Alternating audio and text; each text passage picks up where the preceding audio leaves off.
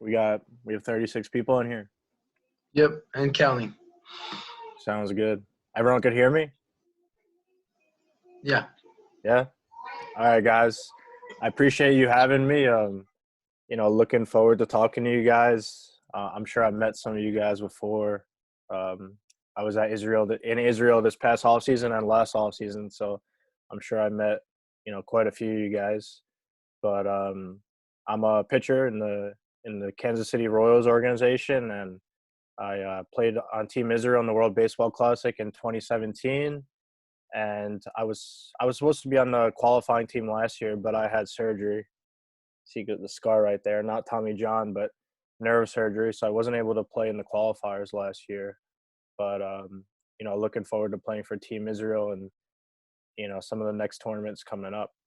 Obviously, we have to wait a little bit of time, but I want to keep this chat as interactive as possible. I'm not sure how it worked with the other few guys that were here, but obviously want to keep it as interactive as possible because I know a bunch of you guys DM me and message me on Instagram all the time, so I'm sure you guys have a ton of questions. But a few of the topics I wanted to cover were basically three main things: how you guys staying in shape during this time. I think that's important. You might have heard it from some of the other guys, but obviously there's not only one way to do something. The second thing is a quality game of catch and the importance of playing catch and how to warm up to play catch. Because, being a baseball player, not just pitchers are playing catch. Every position, unless you're only a designated hitter, everybody needs to throw the ball and be able to, have arm strength and have accuracy with throwing the ball. And the third thing is the mental side of the game, just positive visualization. So, with the first question, it's basically we're starting with a little interaction. So, if you guys want to raise your hand and we let you join, I want to hear what you guys are doing during this time to stay in shape. I'm curious about the accessibility with facilities and where you guys are located, what you guys are able to do. Anyone want to share what you're doing to stay in shape the last 2 weeks? Just raise your hand so I can see you, and I'll unmute you. Who do we got? You guys are not staying in shape? Jonah, 1 second. Yeah, Jonah. I'm literally working out for probably 2 hours of the day. What exactly are you doing now? Be as specific as you can. Like, are you able to go outside? What do you have in the house? I have a roof, and I just work out on the roof. Oh, nice. So are you able to throw on there, hit soft toss, or lift weights, or do jumping jacks? Like what specifically? I do weights and workout apps. Workout apps? Yeah. Is that that's just for staying in shape physically, but anything baseball wise? I used to play catch a lot, but my dad has a bad shoulder now, so I can't. Gotcha. So are you able? Is there any wall or anything to throw to? Oh yeah, I throw a tennis ball on a wall. Oh, ton. Gotcha. That's pretty good. That's pretty good. All right. So we'll get back to you. Let's hear from a few other people. Thanks, Jonah. Who else has got here? Let us know what are you guys doing to stay in shape. It can be baseball shape, it can be regular shape. How are you staying active and busy?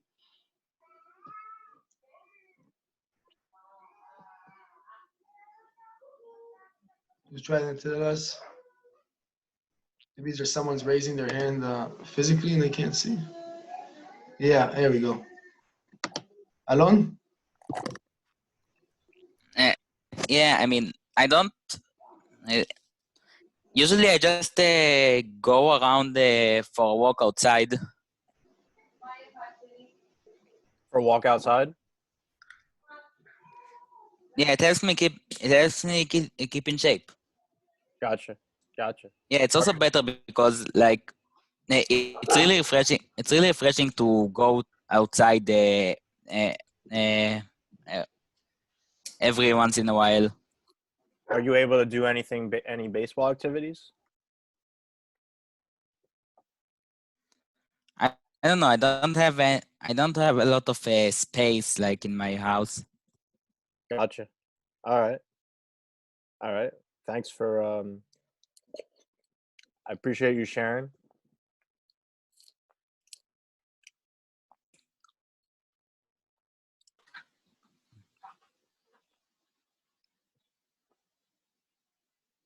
How do we Ofir, how do we get to the how do we get oh, there we go.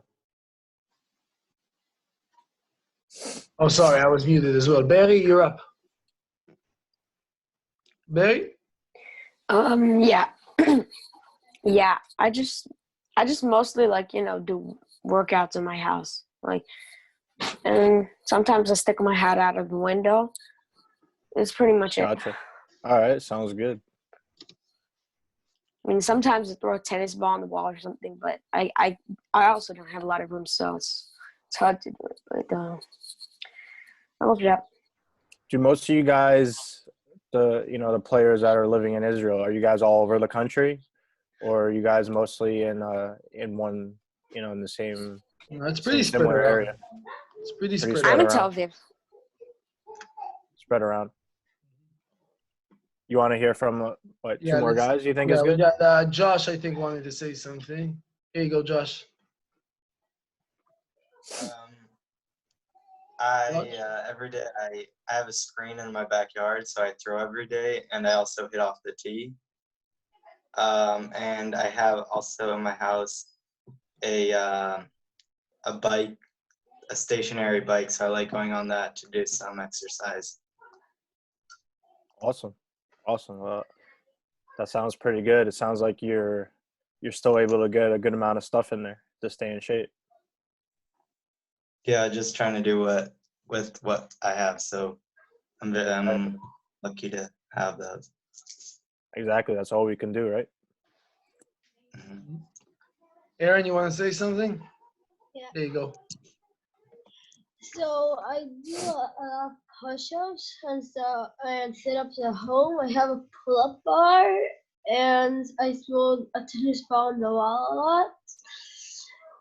And go on a bike and I have on my house. There's no room.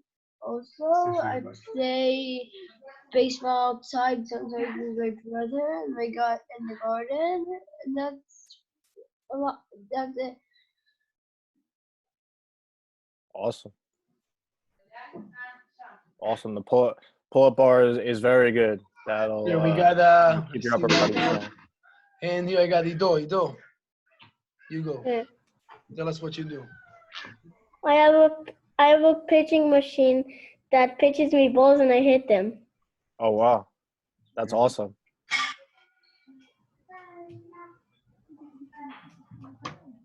Huh? I think we have to delay right now. No. Theo, you're up, Theo. I'm throwing in my field with my brothers. I'm throwing in the field. I'm hitting off the tee and in a cage. Awesome. That's pretty solid. So as you can see, you have like a variety of options here, right? Some people have, an apartment, so don't have outdoor access to do things. Some live in a space where there's more space. So it's like a wide range of, of possibilities, basically, for what people can and can't do. Absolutely. No, everybody's in a different situation, and what we have to do is just make the most of what we got and maximize what we have. I feel like some guys don't have much access, but they're not maximizing what they could do. All right. So, did all of you guys, I know a lot of you guys are on Instagram or social media, you follow Major League Baseball. Did you see Joey Gallo a couple days ago in his apartment hitting soft toss? He was hitting off a tee in his apartment. And, it didn't look like that big of an apartment. It was a high-rise building. It's probably not, that big. So, he obviously made the adjustment. Not everyone has a net and a tee to use, but, it's just about maximizing the situation.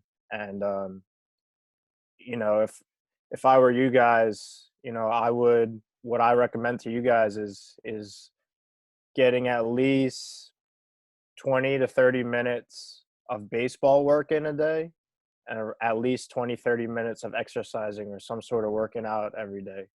All right. So one of the best lessons I've learned, and I learned this from my college coach, was as long as you take off is as long as it takes to get back to where you were from where you started. So what does that mean? So he would tell us that every time we left for break. All right. So for winter break, we go home for 6 months in college. So let's just say finals are December 15th. We're not getting back till maybe, right after the new year. So our college coach would say that to us because if we took off for 6 weeks and didn't do anything, or we got lazy, or we didn't do much, what does that mean? That means that when we get back, let's just say, to keep it simple, January 1st, we get back, let's just say. That means that we won't get back to where we were on December 15th, or no, it's wrong. It's not 6 weeks. Let's just say December 15th and we come back January 1st. So that's 2 weeks. All right. So my math is off. So that means that January 15th would be the soonest we would get back to where we were December 15th. Does that make sense? So I took 2 weeks off. So it would take another 2 weeks to get back to my ability from December 15th.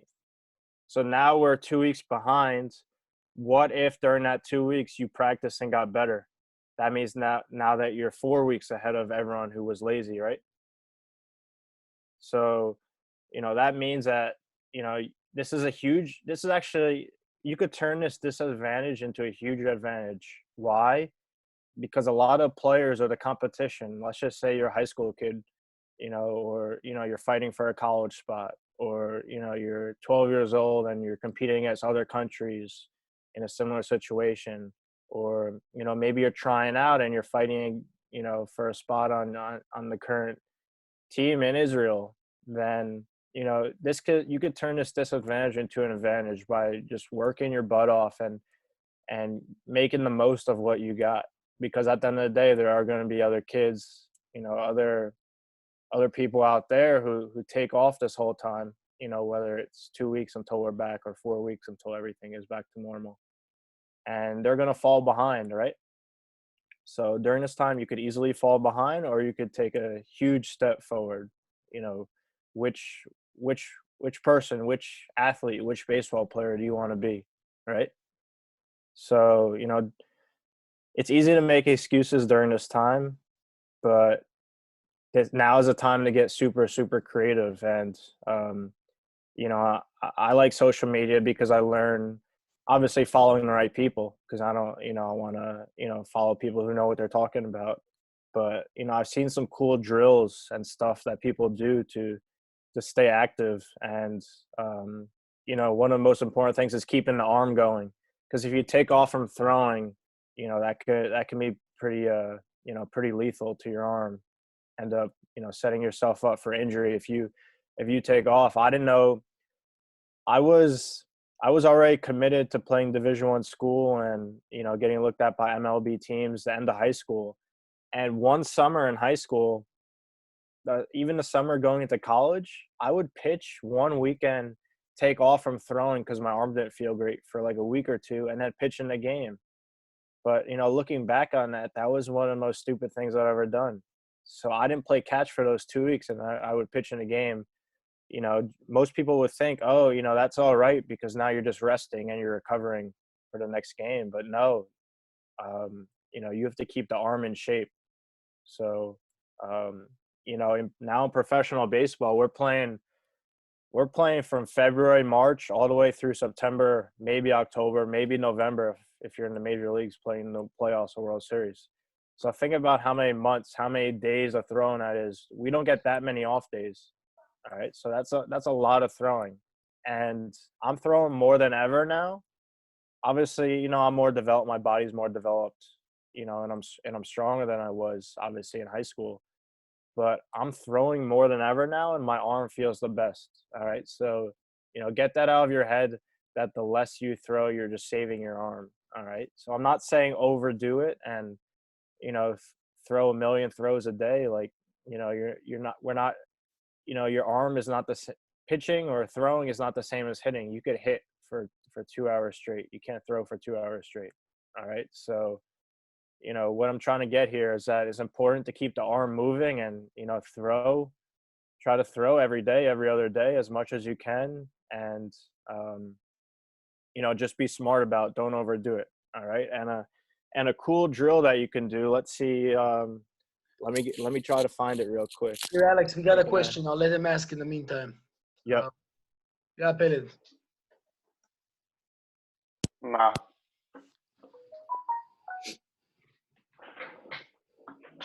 יש לך שאלה? לא, פלד, do you have a question? You have your hand up? לא, אבל רציתי כאילו לחזק את מה שאלכס אמר מקודם, שאין In English. באמת דבר כזה. דבר באנגלית. There's not such a thing as resting, like not throwing to rest, because even if you're throwing lightly, maybe 20, 40 throws a day, that's going to be like a great rest to your arm, because not also you're not like getting much of your arm, but like you building it, like you're not taking step forward, you're like moving, you step backward, you're moving forward and not hurting yourself while keep doing the same motion, like getting your muscle memory into your throws. You don't have to throw hard, you just need to throw. But like, Exactly. I really agree. Exactly. And there's such thing as playing a light game of catch, just getting the arm moving, right? You don't have to throw as hard as you can every single throw, every single time. So, talking about that, that's a great point that you make there. Staying within the same topic, if you can't get outside and throw, what you can do, can you guys see me or no? Yeah, we don't see you. All right. So you guys you see this? I have a long sock, like a baseball sock. Obviously, this isn't that long. I don't have really long socks with me, but, long ones can go all the way up, to your armpit. So what I have a baseball here, all right, and I'm holding my fastball grip, and now I put my hands and the ball inside, and now I could throw, all right? I could hold the ball and go through my regular motion, and it's basically similar to playing catch, all right? Obviously, you can't replicate it exactly, but, you're holding a ball, obviously, a baseball, which we throw, and, we're getting the arm moving. So, that's a good drill that you guys can do if you're stuck inside. And do you release the ball inside the sock? You're like throwing the ball into it, or you're still holding? Yeah. If you have a longer one, you could. You see this? Yeah. All right. If you have a longer one, you have like a little bit extra at the end, and you could actually throw it and let go of that. You see that? Yeah. All right. But a long one is good because it's, if you throw it hard, it's not going to slide off your arm. If you have it longer, it's gonna be better. So if you have a long sock, do that. It looks a little funny, but it works. It's cool. I never saw that one. And something else you could do, keep your shoulder going and shoulder strong. Do a lot of band work. All right. Jaeger Sports. Jaeger. Everyone write that down. Jaeger. Look up their website and their YouTube videos, and there's a lot of exercises. I'm pretty sure they have like 50 different varieties of band exercises. And if you don't feel like throwing that day, I think it's very important to do some band stuff, whether you have, any kind of band in your house that you could use. That's going to keep the shoulders strong, and it's obviously a good way to warm up to throw or to recover from a throwing. All right? Does that make sense? Jaeger. And they produce bands. So, you see a lot of professional baseball players and, high school and college baseball players using those bands. They're the bands that have the clip on the fence, and they have the two bands that come out. I want to open up to discussion, see if anyone has any questions about anything I just said before we change topics. any questions you have about drills, about specific drills, guys, this is your time to. Those of you who are pitchers, those of you who want to be pitchers, this is a good time. Yeah, even position players, because even at shortstop or an outfielder, you still need to throw and keep the arm in shape, right? What if you come back to games in a few weeks and you have to throw a runner out at home plate from the outfield and you can't even reach second base, you know? Yeah. All right, here I see I got Aaron. Aaron, you're up. Aaron, you're up. Yeah. Do you have any pitching drills that I can do at home but balance? And Work on balance? Yeah, I have a really good drill. I'm gonna take my headphones. All right. So a really good drill. You can see me? Yeah. All right. So a really good drill for balance is balancing on one leg like you're pitching. All right. And holding some sort of weight. All right. Whether you have like a 10-pound weight or I even have a weighted ball here. So anything with weight, even if it's like a coconut or a piece of fruit or something, anything that has a little bit of weight on it, get your arm all the way out and now pass the weight, all right, side to side. So now you're going to have to stay balanced because your weight is shifting, all right? So I usually hold a pretty heavy weight and I switch hand to hand and work on my balance, all right? And I do that on both sides, all right, right here.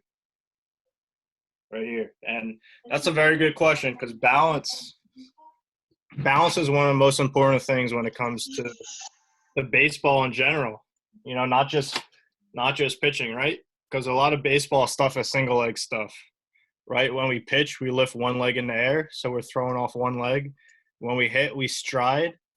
You know, so very rarely are both our feet on the ground at the same time when we're playing baseball. You know, even when we're running. You know, obviously we're running, you know, on both legs, but if you look closely, one foot is typically in the air when you run.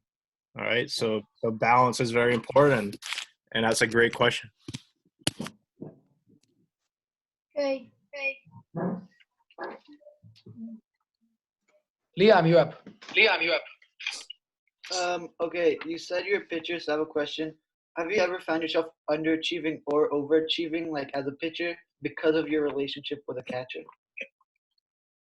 Absolutely, it's definitely important to be on the same page. I hear my lower the volume a little. Like the echo. Liam, Tadmich. Here we go. There we go. All right, so it's definitely important to be on the same page as a catcher. You know, it's definitely tough to throw a new catcher that's never caught you before. So what does that mean? That means before the game or even right before, you know, or right before your warm-up pitches or right after your warm-up pitches. Have the catcher come out and definitely get on the same page. Tell them where you like to throw the pitch, how your pitches move, your game plan, anything to help, you know, that relationship, and have the catcher, you know, make it easy for the catcher to understand you is best, right? Because, you know, just imagine being in the catcher's, you know, point of view, or being the catcher. You know, it's really difficult to be catching, you know, 10, 12 different guys and seeing them for the first time, maybe right in a game situation. All right. So as much information as you can provide to him, the better it's going to be. And, you know, you're more likely to pitch better. So it's definitely, pitcher-catcher relationship is definitely underrated. It's definitely important to be on the same page as him.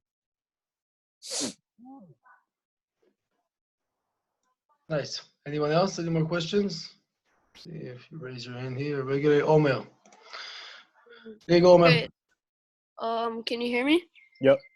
Okay, so what do you do after a long game when you're really, really tired? So what's your routine? So are you saying me personally as a relief pitcher, if I pitch in a game and I'm tired, or you're saying in general? No, as you, cause yeah, if you're armored, like, do you put ice or what do you do? Yeah, that's a great question. So let's just say I pitched 3 innings and I threw a lot of pitches and you know, I'm sore after the game, a little tired. So I keep the same routine no matter what, if I'm tired or if I'm not retired. All right. So I think that's important, to keep a consistent routine and not constantly change it up. unless it doesn't work. If you figure out a routine that you really like, stick with it. All right, that's important, especially in baseball, because there's so many games throughout a season, no matter what league you're in. Right, you definitely play more games playing baseball than you play, let's just say, football.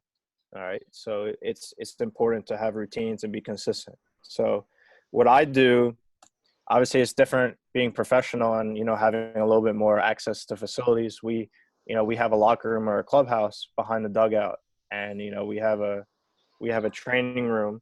All right. So with what I do after I pitch, I come in and I do shoulder work, and I do bands and different scaption movements. All right. So I'll take you know, I have a list of probably like 10 different shoulder exercises, and what I do, I pick 2 of them. All right. So I pick two shoulder exercises. I change them up a little bit. You know, some of them involve the bands, some of them involve some other kind of tubing, some of them involve dumbbells. So, you know, if I were you, I would just look up different shoulder exercises online. There's so many good ones that you can do, but as long as you're, you know, keeping the rotator cuff, the muscles all around here, around your shoulder strong, you know, that's all that matters. All right. So look up different rotator cuff exercises, and I pick and choose 2 of them after I throw. When I'm done with that, I do some sort of cardio. So, you know, obviously I can't go run on the field because the game's still being played, or maybe the lights are turned off, but I'll take a jump rope and I'll jump 200 to 300, and I'll try to jump it all in a row. So I get a really good sweat going. And then I usually get a good stretch in after. So this whole thing could take around 10, maybe 15 minutes, but it's basically 2 shoulder exercises, a little cardio. All right. So you could run, maybe there's another field at the complex you're at, or maybe there's somewhere behind the field that you could run at. So get a good sweat going, get some cardio going, and stretch, because at the end of the day, if you stretch, even if it's for 2 to 3 minutes, you're going to feel, you know, you're not going to feel as tight the next day. It definitely helps with recovery. So, you know, pretty simple stuff.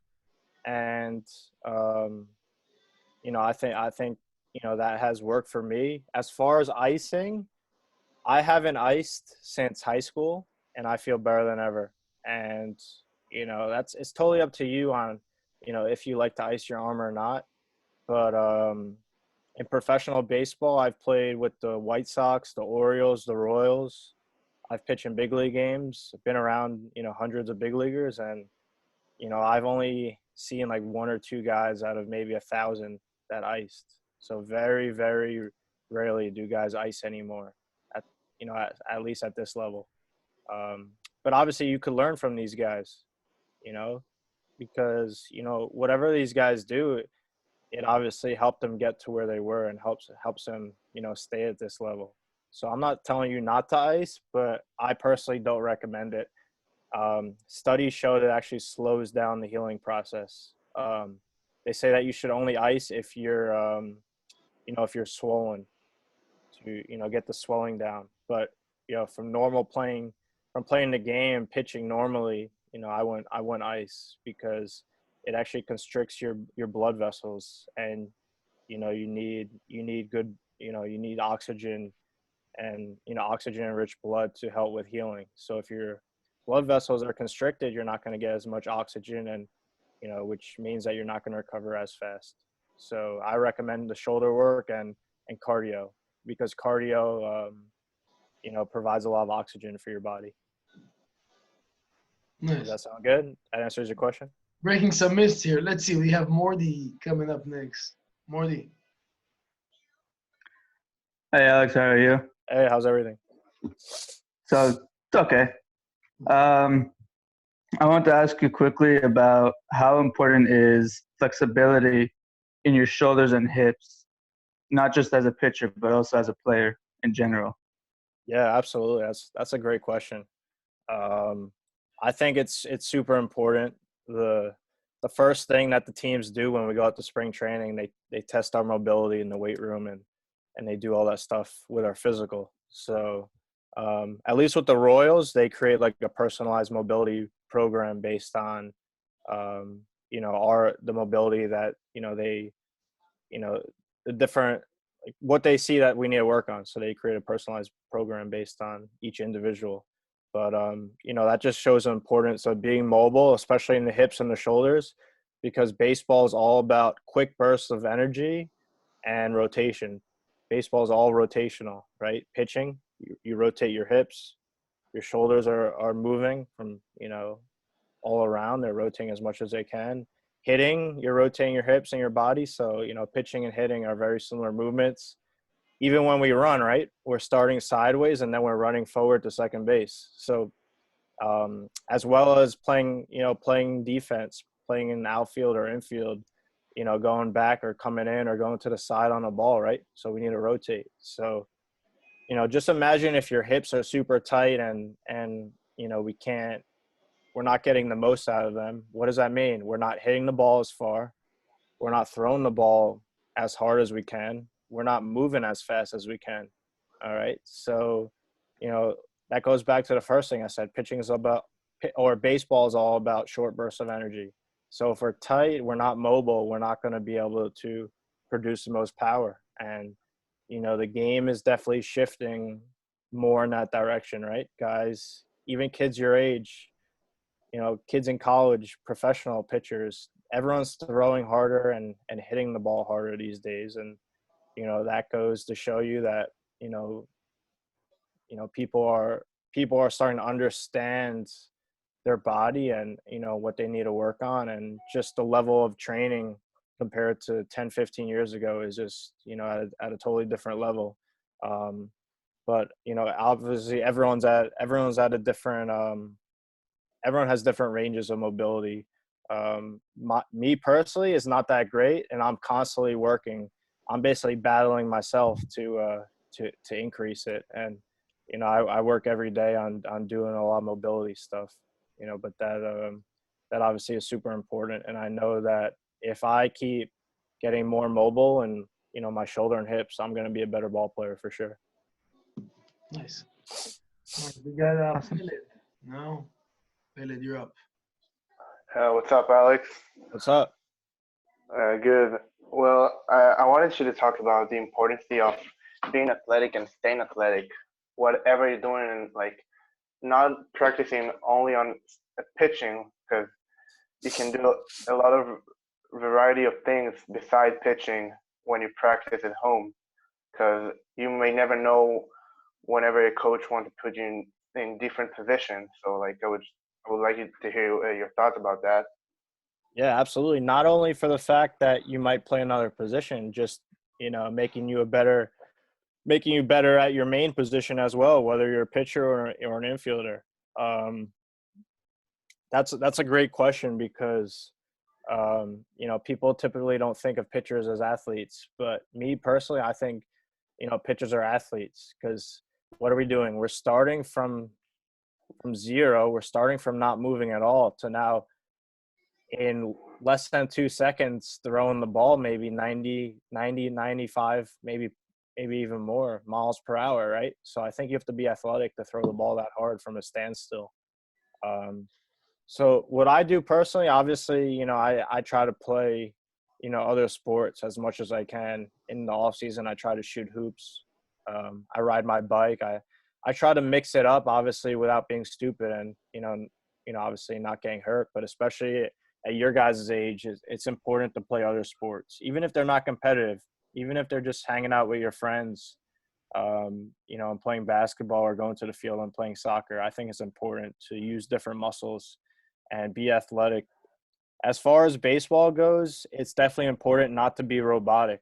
All right. So in the past, I found myself looking exactly the same when I play catch. So I would just like come set and look like a robot when I throw.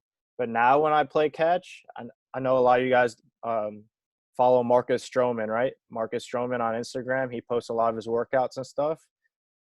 I think his stuff is great. I'm inspired by a lot of stuff he does. But, a lot of times when he plays catch like a shortstop. All right. So a lot of times now I catch myself playing catch like a shortstop and just moving around. You guys see me? I'm just being extra loose. And, obviously on focus, I'm trying to hit my spots when I play catch. I'm not trying to be all over the place because I'm trying to get good practice. But, I like to move my body around and, maybe throw like sidearm a couple and just like move my legs quickly like I'm turning a double play. Obviously not look like an idiot out there, just, all over the place, but, just trying to move around and be athletic. Also when I'm home and at the field and I have some extra time, I like to have my friends throw me or hit me ground balls and, pretend I'm an infielder and, playing shortstop or second base and just moving around, being athletic. I do a lot of sprint work and stuff like that. So it's definitely important to be athletic. That's either moving around and, trying to be athletic in that way or playing other sports. But I think it's super, super important to be athletic. And, all these little things like being mobile with your hips, your shoulders, being athletic, it just makes the game so much easier. When you're not athletic, when you're tight, it really is not that, it doesn't make baseball fun. You don't feel good. Your body doesn't feel good. And, you just don't perform at your highest level. And, whether you have a lot of talent or not, what's that Derek Jeter quote?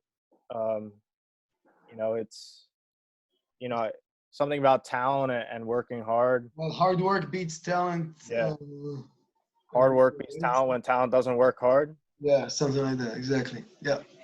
That's a great quote because, you don't have to have talent to make it or to make it to the Hall of Fame. You don't have to have talent. You just have to be able to make the most of what you have, right? Everyone has something within inside them. It's about finding it. So I think everybody has some sort of talent. You just have to make the most of it. You don't have to be a 5-tool player to be a good ball player. You just have to have, maybe 1 or 2 tools deep inside of you, and then you have to make the most of them, make them come out, right? Thanks. It's nice. Daniel. Wait 1 second. Let me get you. Alex and Daniel. 1 second, Daniel. Yeah. What do you recommend me to do about hitting? About hitting? What specifically? Obviously, I'm not a hitting coach, but I can help you a little bit.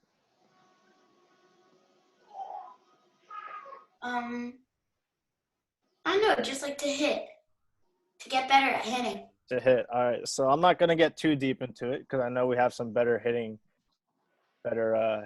coaches that are going to be coming on here or I've talked to you already. But, I think the most important thing is just, keeping your eye on the ball and not trying to do too much, being focused when playing the game, whether it's pitching or hitting is super, super important, right? Hitting is all hand-eye coordination. So, I personally like front toss a lot because, the ball is pretty much in the same spot every time. It's slow and, you could really work on things. Same with tee work. All right. So I think just, a lot of drills like that and, just, taking quality reps and being focused and just trying to make good contact, I think is super, super important. But, quality contact is most important, right? You're getting feedback instantly, right? Whether you hit the ball good or not.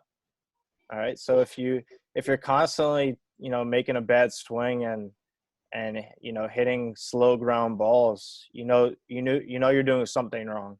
All right. So just play around with your swing and, make that adjustment to, be hitting hard line drives and, hitting balls hard off the bat.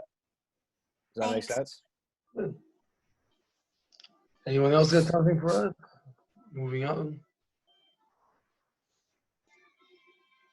Yeah, Ruben. What's up, Ruben? You got the. Hey, Alex, how's it going? Big fan of you. Just a quick question. How's it going? Yeah, just a quick question. What's a different mindset or a different preparation between a starter and a reliever? Yeah, I think the mindset has to be pretty similar. At the end of the day, you want to get the hitter out in as few pitches as possible, right? What about preparation? Preparation is definitely different. I think that's the main difference, obviously, besides pitch count and stuff like that. As a starting pitcher, it's easier to be on a routine because you know when you're going to pitch, right? So you're pitching day one, you're getting those few days off. Pretty much a starter will play light catch the next day. They'll get a bullpen between their starts, maybe a long toss day, maybe and then it's the day before their start. Most guys are playing light catch again, and then they have start day. On start day, the pitcher doesn't have to come to the ballpark, at least in professional baseball, until, like an hour and a half before the game. Most other players get there at like 1:30 for a 7 o'clock game. The starting pitcher is not getting there till a few hours later. Why is that? Just they're sleeping in. They don't need to get there and stretch and, be there for BP, right? Because we're taking BP like 3:30, 4 o'clock. They don't need to be out there and get tired, right? So, I didn't know that. Okay. they're on their own routine. They sleep in, eat, maybe go in the clubhouse and get the mind right, listen to music, stretch out a little bit, and get ready for that start. But, they're definitely on a different routine than a relief pitcher. Relief pitchers, getting there every day early and, working out, because it's not like relief pitchers are still working out, lifting weights. We're still lifting weights, at least 2 times a week. We don't know when we're going to pitch. So we might do a lower body lift or a full body lift, but we do it early in the day so our body has enough time to recover. So, just because you're pitching that day, you might pitch in relief, doesn't mean that you can't, you have to baby yourself. All right. As long as you get your body right and you're mentally prepared to pitch in a game, because you have to be ready every single day. You don't know when you're going to pitch. So that's a main difference. Starting pitchers have a routine. They know when they're going to pitch. So, they could plan everything out. Relief pitcher, obviously, we don't know when we're going to pitch. So, we just have to, we have to create our own routine, whether we're going to pitch or not. Okay. Thanks. All right. I have Shlomo and then Akiva. Shlomo. How's it going, man? How you doing? Doing well, thank God.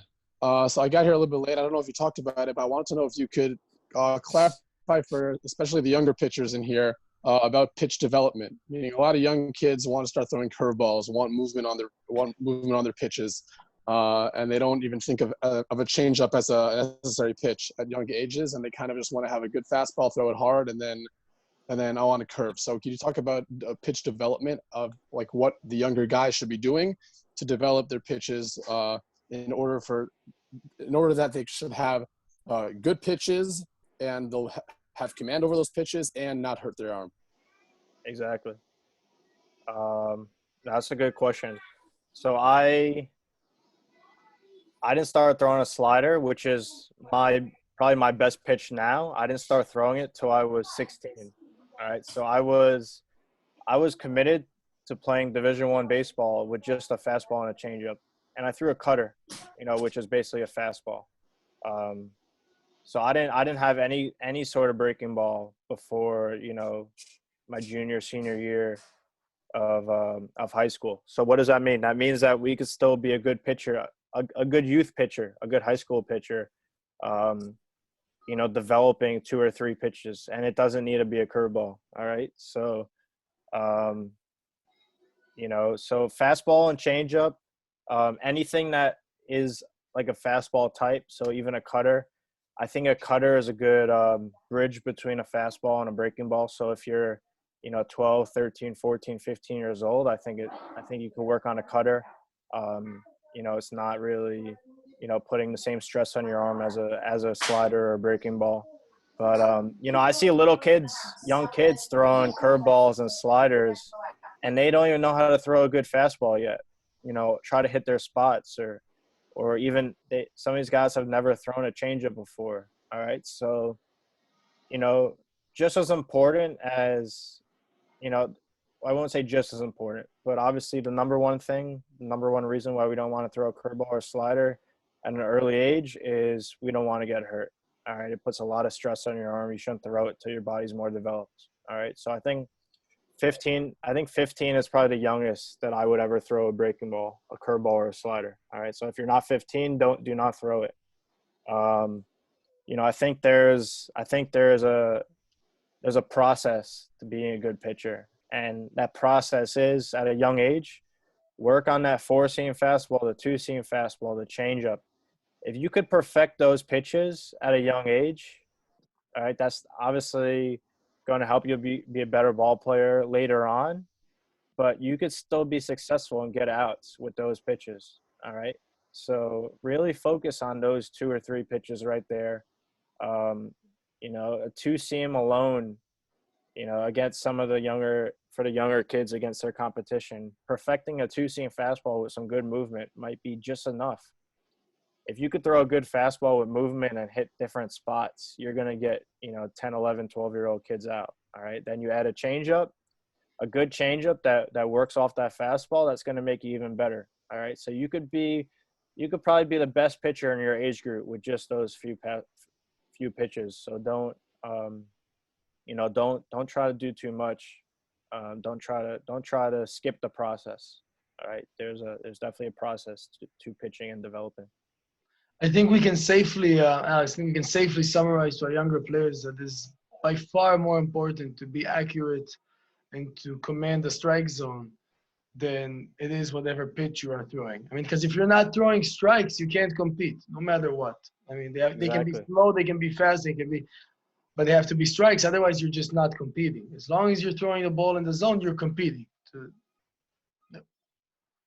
Exactly. And all the other pitches you throw don't mean anything unless you could throw a fastball for a strike, because most pitches work off the fastball. All right. So I throw a slider, and if I'm not throwing any fastballs for a strike, I can't just throw a slider. Mm-hmm. All right. My slider works off my fastball. So I'll throw maybe a couple of fastballs in there, and then I'll get guys swinging at my slider because now my slider looks like a fastball. It works off those previous pitches. All right. So the most important thing is throwing strikes and hitting your spots with the fastball. All right. Akiva, you're up.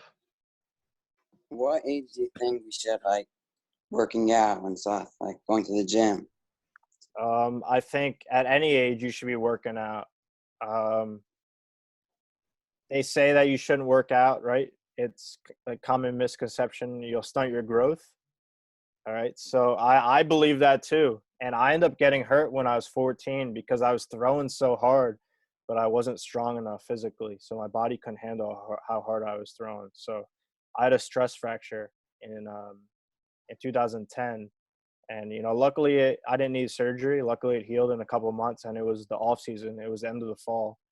But that was a lesson for me that I should have started working out at a younger age. All right.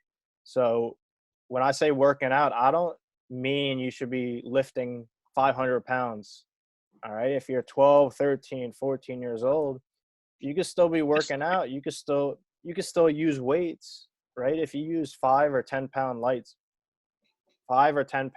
very light weights, you could get your body in shape. You could get strong, but it's still very light. You're not going to do any damage. You're not going to hurt yourself. All right. You're only going to stunt your growth if you're lifting, 300-400 pounds and you end up breaking your growth plate or fracturing your growth plate. All right. But, there's even ways to work out and stay in shape without weights, calisthenics, doing box jumps, explosive stuff, jumping jacks, dips, pull-ups, right? If you're 10 years old, you could be doing push-ups, pull-ups. I'm sure some of you guys don't do any of that. All right. So, that's a great question. No matter what age you are, there's a workout to do and to keep your body in shape. And baseball is not the workout. You don't get stronger in shape playing baseball. You need to get your body in shape to play baseball. Does that make sense? Yeah, thank you. No problem. I got a question, especially for our younger ones. I see you, Aaron. I'll get you after this one. How would I put it? What would you say you think is the most important thing for a young pitcher to be able to do in order to gain consistency? Or I guess, what do you think if for you now, okay, you're in you're a higher level, but if you lose focus, if you're feeling like you're getting lost somewhere, what kind of brings you back to say, all right, just, focus you back to just attack the zone? So if we can translate it to a younger age, I Yeah. think that would be. Yeah, I think there's a few different parts to answer that question. I think the first thing is just quality practice and getting prepared for the game. All right. There's a great quote. I'm not sure who said it, but if you work hard enough in practice and you're prepared, there's nothing to worry about once a game happens, right? You might have a little bit of nerves, just getting ready for a game, or thinking about the game or game day, right? That's normal.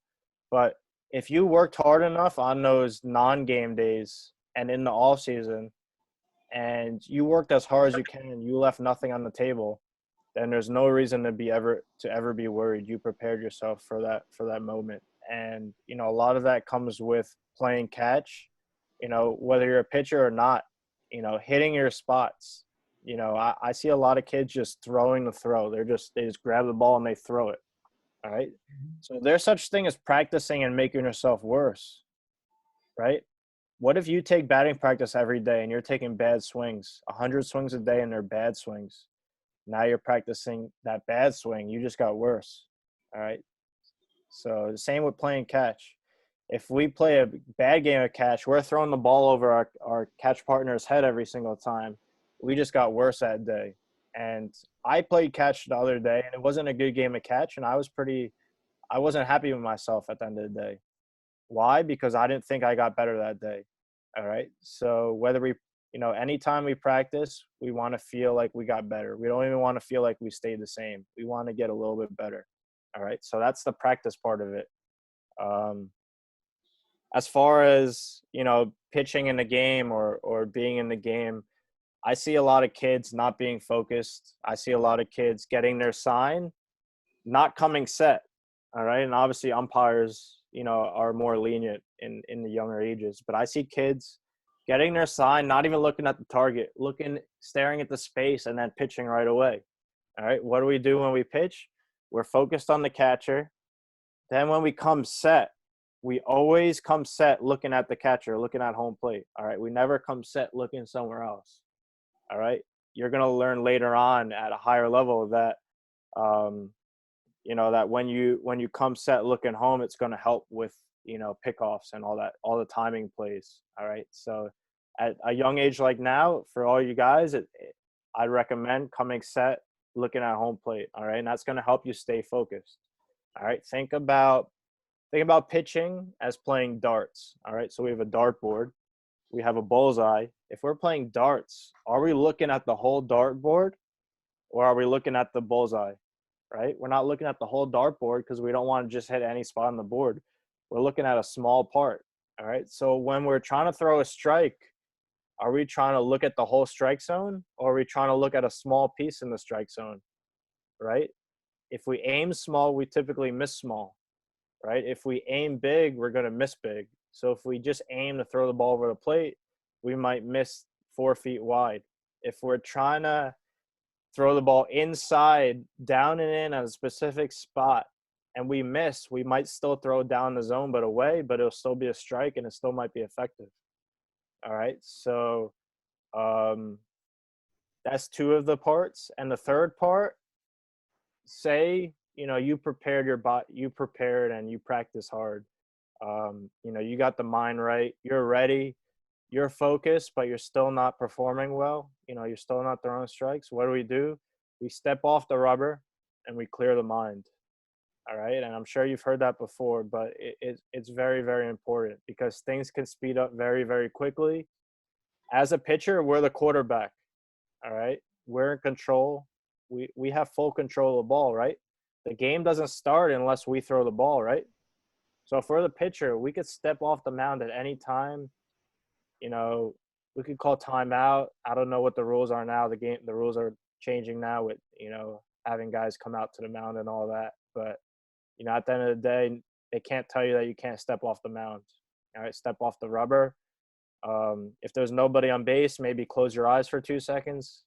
If there's guys on base, I wouldn't recommend closing your eyes. The guy might steal home from first base. But you know, but step off the mound and regroup. Focus on what you want to do. And you know, today I want to talk about positive visualization. Obviously, we don't have that much time, but you know, this is a good way to transition that real quick. Positive visualization, what does it mean? It means focusing on good things. So me as a relief pitcher, most of my life as a ball player, I'm sitting in the bullpen waiting for my time to shine. So I might sit there for 3 days, and then I finally pitch to 2 or 3 batters in the 8th inning of the 3rd game. All right. So I just, you know, last 72 hours, I've been doing nothing except just waiting to get in the game, at least during the game. Obviously, I'm preparing during practice and all that. But what am I doing? Maybe in the 3rd or 4th inning, I might close my eyes. I might not even close my eyes, but I'm locked in and, you know, visualizing in my mind. I know we all have imagination. I'm visualizing myself striking out everybody I face. All right. And what if it was the opposite? What if I visualized walking everybody and giving up home runs? Then I'm more than likely to do that.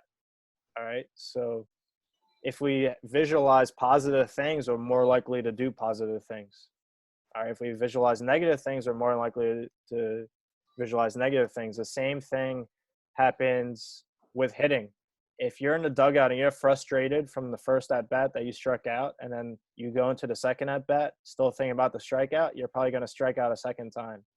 That's why I hate when kids strike out or get out and they mope and put their head down. No, the best hitters in the game get out 70% of the time, right? So does that mean that Mike Trout, if Mike Trout hits 300 and he gets out 70% of the time, does that mean that 70% of his at bats he looks frustrated and his head is down and he's moping?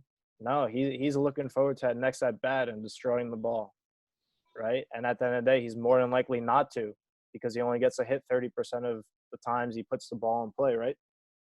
So even if we're stepping off the mound, like I recommended that you guys do, for those few seconds that you step off the mound, visualize positive things. Look at that next batter. See if he's a lefty or righty, and visualize those pitches where you want to throw it, all right? When I'm in the dugout, if I'm throwing more than 1 inning, you know, between innings, I'm looking at the lineup card, and I'm seeing who I'm facing and visualizing the game plan and what pitches I'm going to throw to that guy. Maybe I pitched against Juan Soto a couple of years ago. I faced him twice and got him out both times. He hit like 900 that series against all the other pitchers, was destroying them. So what I do, I watched what he was hitting against those guys that, you know, the guys on my team who he was facing. And then in the dugout or in the bullpen, I visualized throwing him a couple nasty sliders away, and then I'm getting swinging and missing on those same pitches. If I visualized him hitting a 500-foot home run off me, he probably would have hit a 500-foot home run off me. But, you know, I know that, you know, he has to hit the pitches that I throw, and if I throw good pitches, he's not going to hit them. Thanks, Alex. No, I think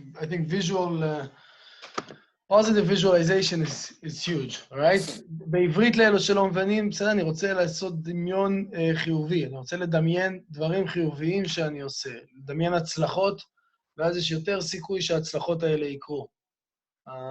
I just translated that for them. Let's see if maybe if we got one more question in here. I see Aaron was waiting patiently. Aaron, you go.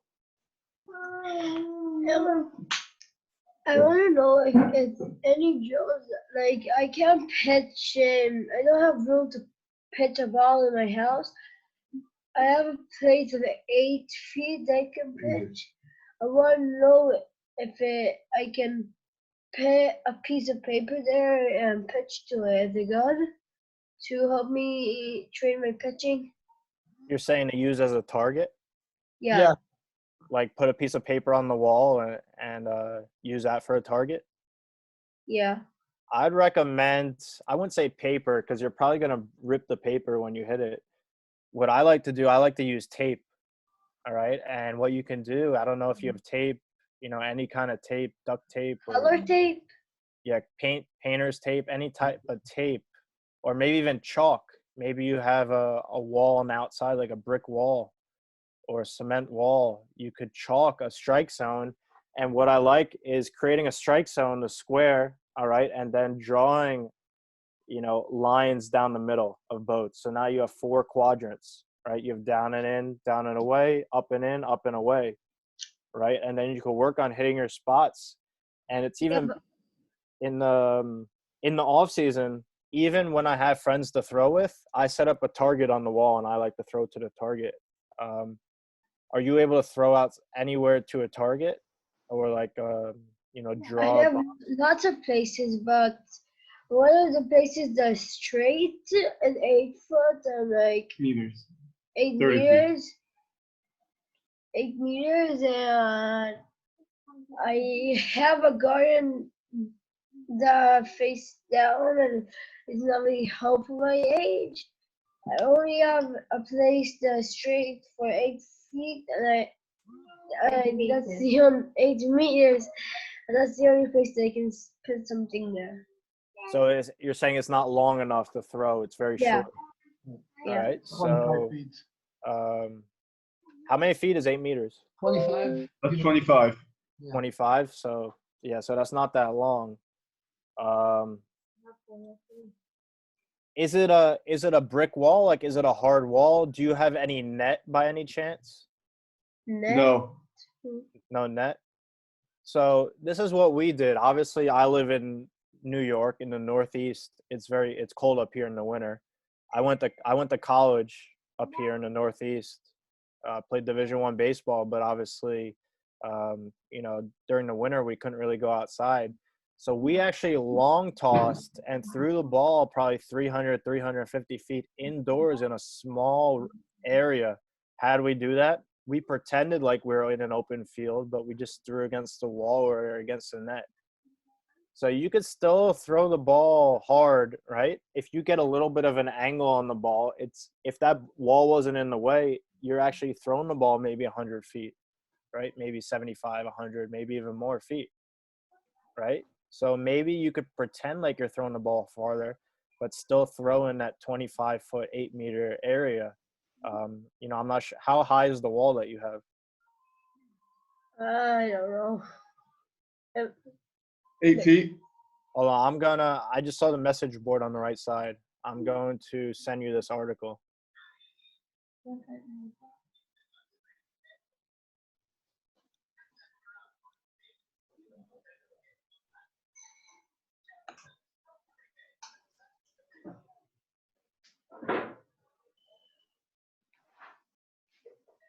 Ready? All right, this is for everyone here. So it's an article on throwing for inclement weather. So it talks about throwing, when you can only be indoors or when you don't have much room. And it just talks about, different things that you can do. So read that article. If you can get a net, even better, because then that means that you could throw harder and you don't have to worry about the ball bouncing back, right? So, that's what I would recommend, getting some sort of net that maybe you could put in that area. Okay. All right, thanks, Aaron. All right, Alex. I got Omer. Let's see, Omer. See what you want. Okay, hi Alex. So I got 2 questions for you. How important do you think is body language and confidence in the mound against your hitters?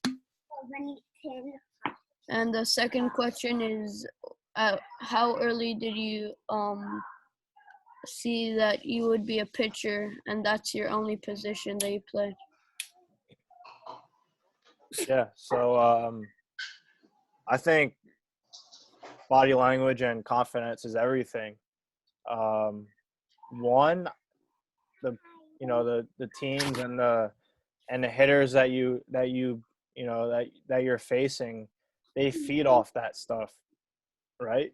So if you are pitching this to a hitter and you have bad body language, or it looks like you have no confidence out there, you're actually giving confidence to the hitter. All right. You're helping him. All right. If you have confidence, you look confident out there on the mound, in the field, at the plate, then whoever you're facing, it actually, it typically lessens their confidence, right? So if I'm in the batter's box and I'm facing a guy that looks nasty, he just looks like he's ready. He looks confident out there. That's more than likely to make me feel less confident about myself because now I have to face that guy, right? So a good quote is fake it till you make it, right? So even if you're not feeling confident, make it seem like you're confident, right? Because you might have just enough to get by that day. All right. At the end of the day, all that matters is that you're putting up results no matter how you feel. All right. So what does that mean? That means do everything you can to make it seem like you're confident. All right. You might not necessarily be confident, but it's all about the vibes and the energy you're giving off. Right. But if you're feeling confident and you look confident, even better. Right. The second question was, what was it again? Remind me. How early do you think is good to say that? Okay. You're just a pitcher. Yeah. So I was a pitcher and I played the outfield and first base all through high school. I would have loved to pitch and hit and, be a two-way player in college. But, at the college that I went to, we had 30, 35 guys on the team, guys on scholarships. So they didn't really have two-way players because they had very good shortstops, very good outfielders, and they also had very good pitchers. So basically you were one or the other. You're also practicing usually, pitchers are in one group practicing and hitters are, in one group practicing their defense and hitting. So it's very hard at a higher level to practice both just because everybody's usually separated unless it's like a total team practice. So if I were you, I would, keep doing both as much as you can, right? If you can play the field, that gives you more opportunities to play, right? If you're pitching, you can't pitch every inning of every game, right? So if I were you, I would do whatever you like to do, whatever you're best at, and do it for as long as you can. But Okay. obviously that's up to the coach, right? Whether they play you or not. Yeah. Okay, thank you. No problem.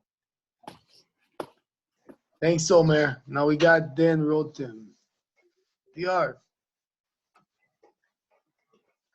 None. Oh, me? Okay. Hi. Thank you How you for doing? your presentation. No problem. Two questions. Yep. Who was your favorite coach? And more than just the name, what made him your favorite coach? And the second one is, what was the lowest point in your career and how did you climb out of it? Yeah. Honestly, I think Jerry Weinstein was one of the best coaches that I had. He was the manager on the WBC team. He obviously I didn't play for him long. It was just for that tournament or, the qualifying tournament and the main tournament. But, just super, super experienced and knowledgeable. And he's the type of coach that doesn't freak out in any situations. You want a coach that stays calm no matter what the situation, right? Whether we're down by 15, whether it's a tie game in the 12th inning, or maybe the first inning of the first game when we're ranked last in the whole tournament. So I think it's important for team chemistry to have a good coach and, unite everyone and keep everything together. I think communication is super, super important. Everyone knowing a specific role. You might not know the player specifically, but you could kind of give them an idea of how you're going to use him, right? Because every coach pretty much, knows how they're going to use a specific player. So I think that's really important because you want that player to feel committed to that role, right? You want that player to feel committed to it. If you have a bench guy and he just sits on the bench all day and he just thinks he sucks and is not going to play at all, he's probably not going to perform when you put him in a game. So I think Jerry, and the type of coaching that Jerry had, he communicated very well. He would let every guy know how they're going to be involved, and that guy was ready in that moment. So we had guys come off the bench and perform because they weren't moping all game that they weren't in the starting lineup. They knew that they were going to come in the game in an important situation. They were ready for that.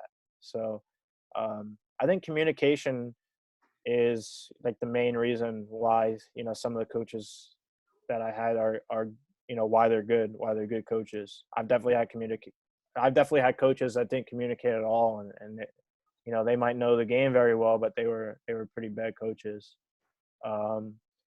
I've had a lot of ups and downs playing the game of baseball.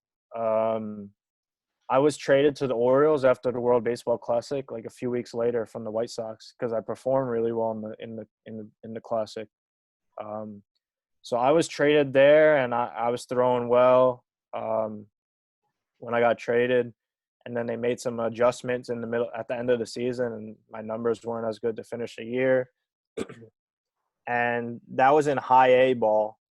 And then the next year, after spring training, they started me not even at the same level as the year before. They started me at a level below after having a good spring training. So that was pretty frustrating for me because I was at a pretty good level for my age and didn't have necessarily a terrible year, but in spring training, which is where you're supposed to show what you got and how hard you worked over the winter, I did well and was throwing hard, and they basically, you know, put me down a level. So, and then they told me that I was going to only be there for a couple of weeks, and I ended up being there for like 4 months. Then I got moved back up to the level I was at the year later, and then I got released a few months later because they fired the whole front office, and they basically released half the players in the organization. So that was super, super frustrating for me, especially I was actually in Israel. My second day in Israel, the guy called me up at like 3 a.m. I think I went up to go to the bathroom real quick, and I got a phone call. I was half asleep, and he said it was a 10-second phone call, and he said I was released. So that was like one of the worst moments of my baseball career right there. And then obviously being in a country and trying to get in touch with people and try to get a job now, that was pretty difficult. I ended up signing back with the White Sox, but went to spring training, threw really, really well, but my velocity was down. So then that was frustrating because I didn't know if I was hurt or not. The team knew that I was hurt, and I didn't really know I was hurt, and I ended up getting released again. So I was released twice within 6 months, and that was the last day of spring training. So I had really no chance of signing with a team because teams aren't looking to sign guys at the beginning of the season because they just had to cut guys to make room on the rosters. So I play independent ball at a high level with the Long Island Ducks. It was actually better competition than any minor league ball that I played. A lot of guys playing the big leagues. And I had a 1 ERA and was throwing hard again and was about to make the all-star team. And then I knew something was wrong. My hand went numb. I couldn't feel my hand. So I ended up not playing for a month and a half, trying to rehab it, and I ended up needing surgery. So just within, fall of 2018, heading to last summer was pretty miserable for me in my baseball career.